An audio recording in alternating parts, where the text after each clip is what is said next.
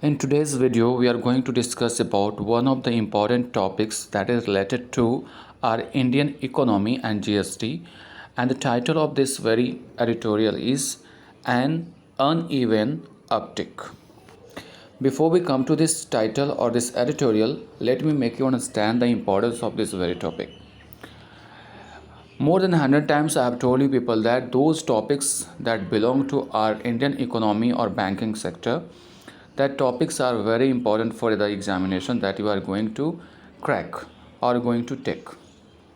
Fine.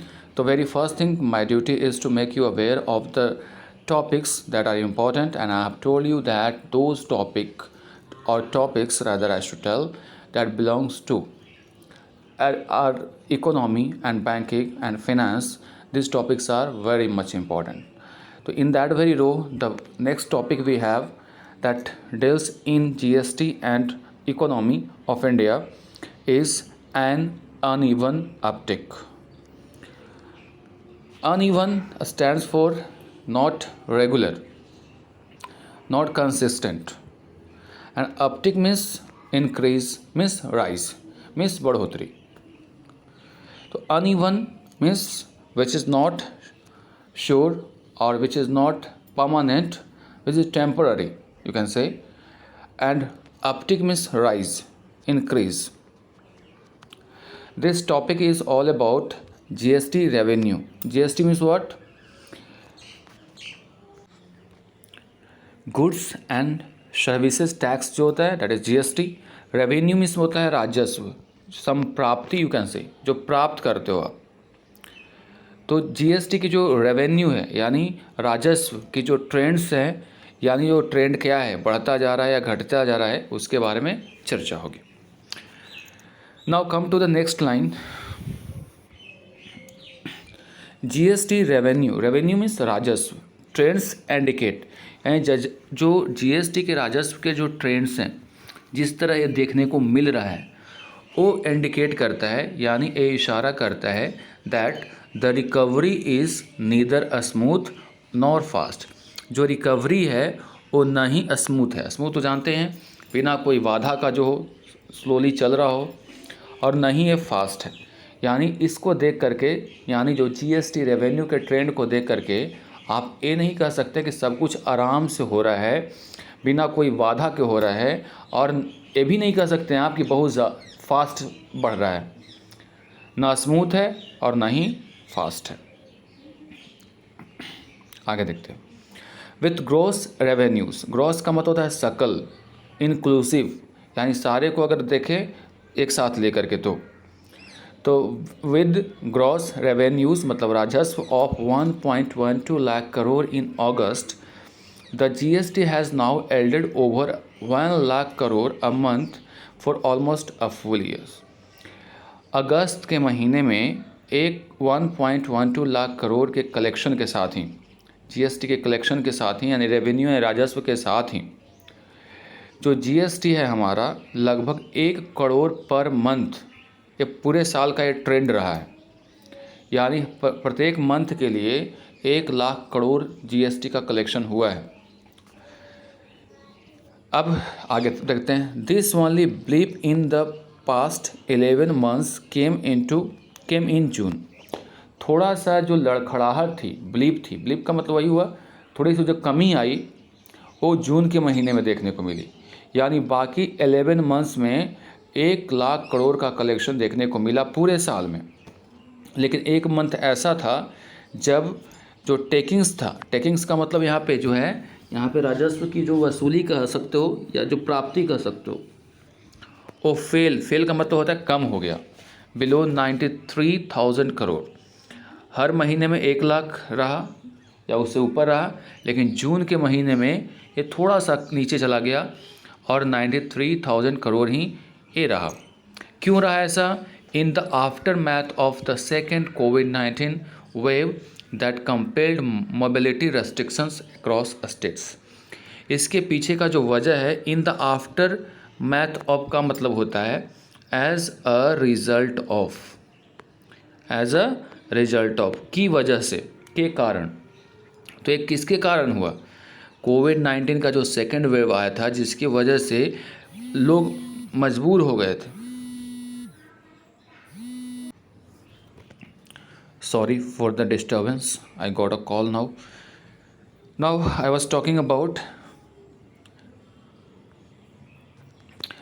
the only blip in the past 11 months came in June. जो गड़बड़ हुई वो जून के महीने में हुई, जब हमारा जो टेकिंग्स था यानी राजस्व की जो कह लो प्राप्ति हुई थी वो 93,000 करोड़ हुआ था। ये ऐसा इसलिए हुआ क्योंकि जो कोविड-19 का सेकेंड वेव आया था वो कंपेल कर दिया था, यानी मजबूर कर दिया था मोबिलिटी रेस्ट्रिक्शंस को अक्रॉस द स्टेट्स। अलग अलग राज्यों में जो आवागमन हो रहे थे उसमें क्या लग गया था, लगा। दोज कर्ब्स का मतलब होता है कंट्रोल या restrictions, have been progressively easing up. वो जो कर्ब्स थे यानी जो रेस्ट्रिक्शंस लगाए गए थे वो प्रोग्रेसिवली का मतलब होता है ग्रेजुअली, ईज़ अप का मतलब होता है उसको सरल करना यानी इजी बना देना, यानी जो धीरे धीरे जो कंट्रोल्स किए जा रहे थे यानी जो रेस्ट्रिक्शंस लगे थे उसको धीरे धीरे हटाया जा रहा था। Just as they were a year ago when the country saw a phased unlocking from the national lockdown, उसी तरह जैसे पिछले साल फेज़ बाई यानी एक फ़ेज़ के बाद दूसरे फेज़ करके अनलॉकिंग की प्रक्रिया अपनाई गई थी, उसी तरह नेशनल लॉकडाउन को इस बार भी फेज्ड बाई क्या किया जा रहा है, ईज़ अप किया जा रहा है, यानी उसको हटाया जा रहा है। आगे देखते हैं, कंपेयर टू दोज लोज, अगर हम लोग वो जो कमी आई है रिड्यूस हुआ है लोज का, उसी का मतलब हुआ the August collection are 30% higher and also 14% above the pre pandemic levels of 2019-20। देखिए जो आंकड़ा है वो आश्चर्यजनक है, वो इसलिए कि इस बार जो कलेक्शन हुआ है जीएसटी का वो 30% हायर है, 30% हायर और also 14% above the pre pandemic levels of 2019-20। यानी जो पिछले साल के भी पिछले साल जब लॉकडाउन था नहीं, पैंडेमिक आया नहीं था, उस समय का जो कलेक्शन था 2019-20 का, उस समय वो प्री पैंडेमिक एरा है, उस समय का जो कलेक्शन था उससे भी 14% ज़्यादा कलेक्शन हुआ है इस बार। सोचिए, यानी पैंडेमिक होने के बावजूद भी अच्छा खासा रेवेन्यू कलेक्ट कर पाई है सरकार, इसके लिए ये अपनी पीठ थपथपा रही है। तो पिछले मंथ के महीने में देखें तो 30% ज़्यादा है, और वहीं अगर बात करेंगे 2019-20 की तो उस समय से 14% ज़्यादा कलेक्शन हुआ है। दो मतलब हालांकि one must remember India's growth had stuttered sharply that year. हालांकि ये आदमी को ज़रूर याद रखना चाहिए कि उस समय जो भारत की जो ग्रोथ थी बिल्कुल ही बिखर गई थी, हिचकिचाने लगी थी। स्टटर्ड का मतलब होता है हिचकिचाना, यानी वो कॉन्फिडेंस के साथ आगे नहीं बढ़ रही थी। While revenues from domestic transactions were up 27%। अगर हम लोग घरेलू ट्रांजैक्शंस की बात करें तो उसमें भी रेवेन्यू का जो कलेक्शन था वो अप देखने को मिल रहा है 27%। की industrial states saw faster growth, और जो मुख्य इंडस्ट्रियल जो स्टेट्स हैं जहाँ पे इंडस्ट्रीज़ हैं उन्होंने क्या देखा, फास्टर ग्रोथ देखने को वहाँ भी मिला, जिसमें शामिल है कर्नाटका, तमिलनाडु एंड महाराष्ट्र। इन जगहों पे जो कि इंडस्ट्रियल स्टेट्स हैं वहाँ पे भी ग्रोथ देखने को मिला। गोइंग फॉरवर्ड, आगे बढ़ते हुए, the government expects such robust GST revenues to persist. और आगे बढ़ के सरकार ये चाहती है कि इसी तरह का जो रोबस्ट है, एक अच्छा जो जीएसटी का रेवेन्यू का कलेक्शन हो रहा है वो कंटिन्यू रहे, परसिस्ट मतलब वही हुआ। Most economists agree that may be the case unless the fears of a third wave come true. ज़्यादातर जो अर्थशास्त्री हैं वो ये मानते हैं कि ये हो सकता है, मतलब कंटिन्यू रह सकता है, यानी ये बूस्ट करेगा, लेकिन शर्त बस इतना है कि जो थर्ड वेव की जो चेतावनी दी जा रही है वो सच ना हो जाए, it may not come true, है ना। ये सच अगर हो गया तो फिर तो दिक्कत होने वाली है। अगर ये होता है तो that will trigger lockdowns. Trigger का मतलब होता है cause, compelled to do something, यानी ए लॉकडाउन फिर से लगवा देगा, और लग जाएगा लॉकडाउन तो दिक्कत होना शुरू हो जाएगी। आगे पढ़ते हैं। But it is unclear if the economy is recovering fast in tandem with the easing out the covid related restrictions. लेकिन बट का मतलब क्या है, लेकिन। बट इट इज़ अनक्लियर, लेकिन ये अभी भी अस्पष्ट है कि जो हमारे अर्थव्यवस्था है इज़ रिकवरिंग, ये रिकवर कर रहा है फास्ट, जो हमारी जो अर्थव्यवस्था है जो तेज़ी से रिकवर कर रहा है, क्या ये इन टेंडम विद का मतलब होता है के साथ, यानी जो आप कोविड-19 रिलेटेड रेस्ट्रिक्शंस को आप ईज आउट कर रहे हो, हटा रहे हो, उसके साथ ये रिकवर हो रहा है। यानी कहना ये चाह रहे हैं लेखक कि क्या जो रिकवरी का कारण है वो कोविड-19 रिलेटेड रेस्ट्रिक्शंस को हटाना है, इन टेंडम विद का मतलब के साथ, ठीक है। तो जो रिकवरी हो रही है इकोनॉमी में, क्या ये easing out of covid related restrictions के कारण हो रहे हैं, यानी उसके हटाने की वजह से हो रहे हैं, ये अभी भी क्लियर नहीं है। अब ऐसा क्यों कहा जा रहा है, देखते हैं। The GST collected in August pertains largely to economic activity in July, यानी जो अगस्त में कलेक्शन हुआ है रेवेन्यू का, GST का, वो किस जो रिलेटेड है किससे, जून के महीने में जो काम हुआ उससे रिलेटेड होता है, सॉरी जुलाई के महीने में, जुलाई के बाद अगस्त आता है ना, हाँ। तो जो जुलाई के मंथ में जो मोबिलिटी हुई, लोगों का जो रेस्ट्रिक्शन लगा हुआ था मोबिलिटी में, ठीक है, तो ये सारे जो रिलेटेड हैं वो जुलाई से, यानी अगस्त का जो आंकड़ा आप देख रहे हो वो जुलाई से रिलेटेड है। And the mobility restriction in most states had been eased further that month compare to June, जहाँ जुलाई के महीने में ज़्यादातर राज्यों में जो रेस्ट्रिक्शंस लगे हुए थे उसमें ढिलाई बरती गई थी। ईज्ड मतलब ढिलाई देना, थोड़ा स्मूथ कर दिया गया था, मतलब थोड़ा ढिलाई दी गई थी। Further that month compare to June, यानी जून के महीने से कंपेयर अगर करें तो जुलाई के महीने में थोड़ा सा ईज अप कर दिया गया था, इसको थोड़ा सा उसको स्मूथ कर दिया गया था, जो रेस्ट्रिक्शंस है उसमें थोड़ी सी ढिलाई दी गई थी, इंक्लूडिंग द साउदर्न स्टेट्स, और उसमें साउदर्न स्टेट्स भी शामिल हैं। तो इसी वजह से कहा जा सकता है कि जो GST का कलेक्शन हुआ है अगस्त के महीने में वो जुलाई का ही रिफ्लेक्शन है, जुलाई में जो आपने थोड़ी सी ढिलाई बरती उसका रिफ्लेक्शन हो सकता है। आगे देखते हैं। GST e-way bills generated in July surged to an average of 2.1 million from 1.18 million in June. जो GST का जो बिल मिलता है, जिसको ई बिल भी कहते हैं, जिसमें आप एक जगह से दूसरे जगह पर ट्रांसपोर्ट करते हो चीज़ों को, उससे पता चलता है कितने चीज़ों का आवागमन हो रहा है, एक जगह से दूसरे जगह पे वो पहुंच रहा है। तो ई-वे के माध्यम से जनरेट करके ही आप चीज़ों को एक जगह से दूसरे जगह ट्रांसपोर्ट करते हो, और इससे ये पता चलता है कितने चीज़ों का प्रोडक्शन होता है और एक कहाँ से कहाँ ये ट्रांसपोर्ट होती हैं चीज़ें। तो जो जो ई बिल जनरेट हुआ इस बार जुलाई के महीने में, तो बढ़ गया, और बढ़ करके 2.1 बिलियन फ्रॉम हो गया 1.8 मिलियन, जो जून में था 1.8 मिलियन, वही बढ़ करके जुलाई के महीने में 2.1 मिलियन हो गया। यानी इतने गुड्स की जो मोबिलिटी, मतलब जो एक जगह से दूसरे जगह जाने की जो बात हो गई वो देखने को मिल रहा है। यानी ये दर्शाता है कि हमारी जो इकोनॉमी है वो बिल्कुल ही तेज़ गति से बढ़ रही है। 8 फिर भी ऑन अ सीक्वल बेसिस, अगर आप सिस्टमेटिक एक सीक्वल तरीके से देखें तो GST revenues in August are almost 4% lower than the 1.616 lakh crore collected in July. लेकिन अगर आप सीक्वल यानी पिछले तरीके से अगर कंपेयर करेंगे तो जो GST का जो रेवेन्यू इस बार कलेक्ट किया गया है वो अभी भी 4% कम है जुलाई की तुलना में। यानी जुलाई के महीने में कितना था ये 1.16 लाख करोड़, उसके तुलना में अभी भी 4% कम है, क्योंकि इस बार 1.12 लाख करोड़ ही कलेक्ट किया गया है।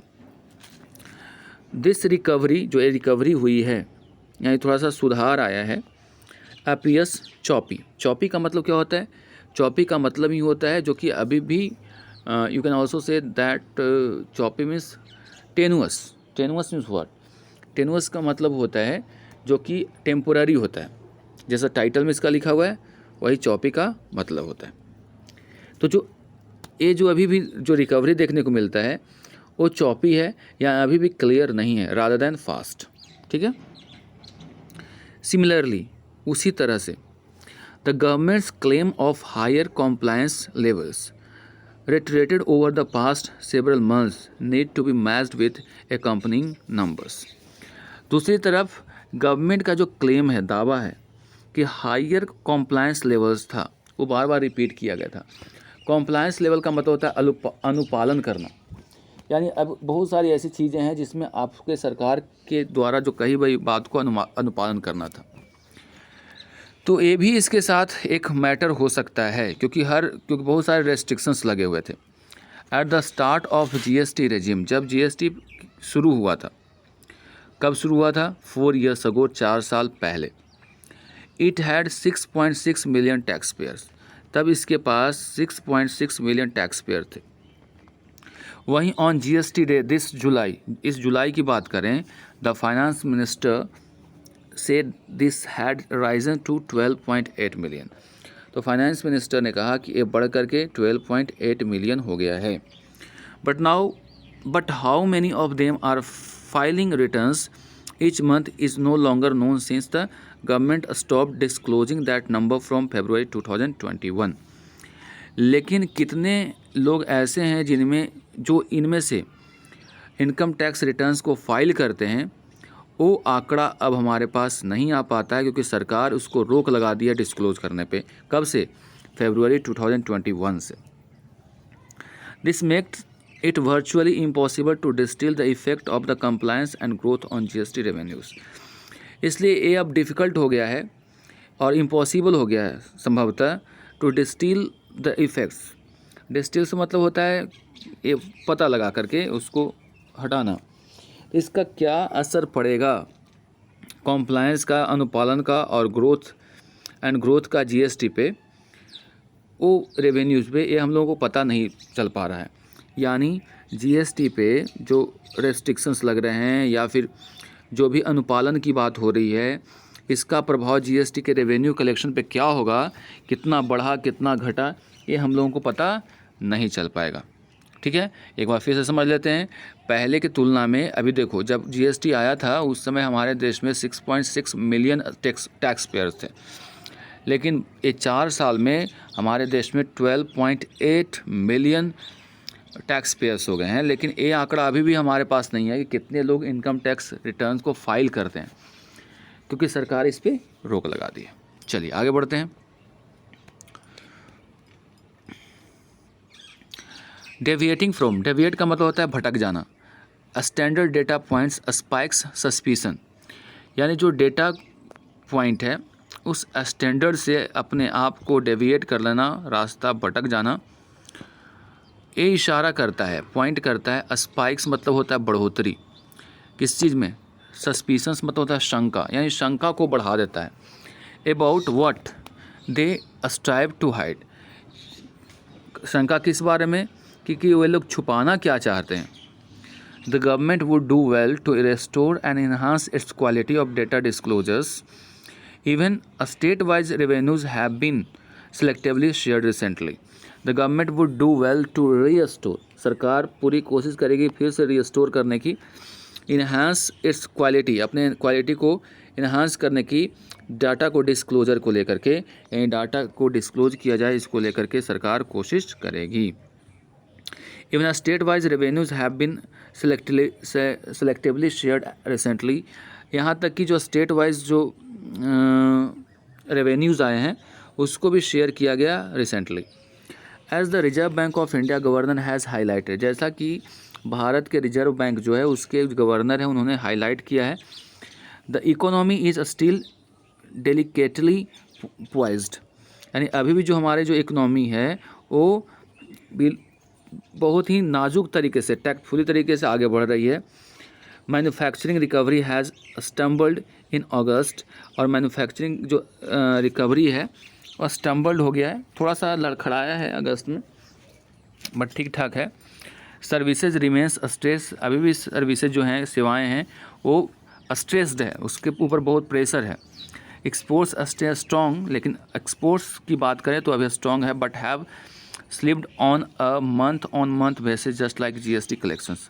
लेकिन थोड़ा सा इसमें भी गिरावट देखने को मिल रहा है। एक्सपोर्ट्स में भी मंथ बाय मंथ अगर देखें तो इसमें भी गिरावट देखने को मिल रहा है। किसमें? तो एक्सपोर्ट्स में। There is surely a need to talk things up. अब चीज़ों के बारे में खुलकर बात करने के समय आ गई है। When the chips are down, जब चिप्स आर डाउन एक फ्रेज होता है जिसका मतलब होता है जब सिचुएशन डिफ़िकल्ट होता है। जब सिचुएशन डिफ़िकल्ट है तो इन चीज़ों के बारे में खुलकर बात करने का समय आ गया है। बट अल्टीमेटली, आखिरकार, only facts and figure can invest words with meaning. आखिरकार जब फैक्ट्स और फिगर्स, जो आंकड़े हैं या जो सच्चाई है, उसको अगर सामने लाएंगे तभी आपके वर्ड की कोई मीनिंग होगी। अगर आंकड़े को आप छुपाए हुए रखेंगे, आप गरीब हैं, ठीक है, और आप बताओगे नहीं कि मैं गरीब हूँ, तो आपके गरीबी के बारे में, उसको समाधान करने के बारे में कैसे कोई आगे आ सकता है? आप हमेशा बोलोगे नहीं मैं ठीक ठाक हूँ, मैं ठीक ठाक हूँ, मेरी इकोनॉमी बहुत अच्छी चल रही है, सब कुछ ठीक है, किसी तरह का कोई प्रॉब्लम नहीं है। तो जब प्रॉब्लम है ही नहीं तो कैसे कोई आगे आकर के उसका सल्यूशन निकालेगा? तो वही आखिरी में बोल रहे हैं कि जो आपके यहाँ इकोनॉमी में जो रफ्तार देखने को मिल रही है वो अच्छी बात है, बट उसको लेकर के आपको जो भी और भी प्रॉब्लम्स हैं आपको उसको शॉर्ट आउट करना चाहिए। That's all for today, see you in the next video. That's all, thank you.